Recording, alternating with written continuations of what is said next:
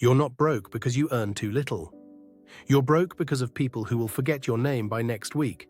Be honest, half of what you bought this year was a quiet performance. A show for an audience that isn't even watching.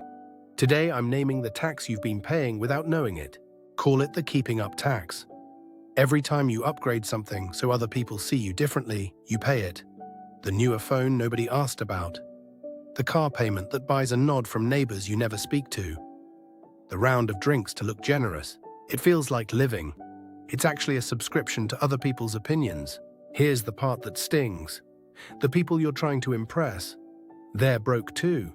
They financed that car, they're drowning under that watch. You're both standing in the same sinking boat, waving at each other, pretending it's a yacht.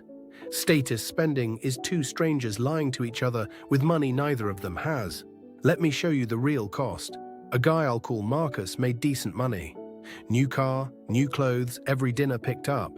He felt successful, but when his car broke down, he couldn't cover the repair. He looked rich and lived terrified. One bad month from collapse. The image was real, the wealth was a costume. Why does this trap close so quietly? Because status spending gives you a reward instantly. The glance, the compliment, the feeling of arriving. Your brain loves fast feedback. Saving gives you nothing today. So you choose the hit again and again and call it treating yourself. It's not a treat, it's a tax with a smile on it. Now the reframe that changes everything. Real wealth is invisible.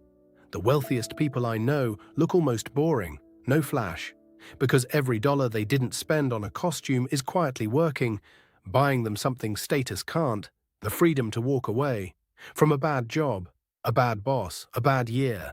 That freedom is the only flex that matters. So here's your fix. I call it the mirror test, and you run it before every non-essential purchase. Ask one question. Would I still buy this if no one could ever see it? If the answer is no, you're not buying a thing, you're buying applause. And applause is the most expensive thing you'll ever own. Most purchases will fail the test. And that's the point. The new phone when yours works? Applause. The designer logo on a plain shirt? Applause. The bigger apartment in the better postcode? Applause with a lease. Once you start naming it, you can't unsee it. The mirror test turns invisible spending visible. Then comes step 2. And this is what makes you rich instead of just frugal. Every time the mirror test stops a purchase, move that exact amount into a separate account the same day.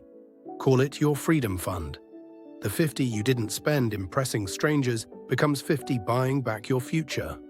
You convert the tax into an asset. This matters because saved money you don't move just gets spent later. The freedom fund gives the choice a home.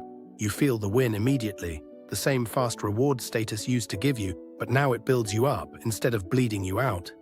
You're not denying yourself. You're paying a different person, your future self. Now the objection.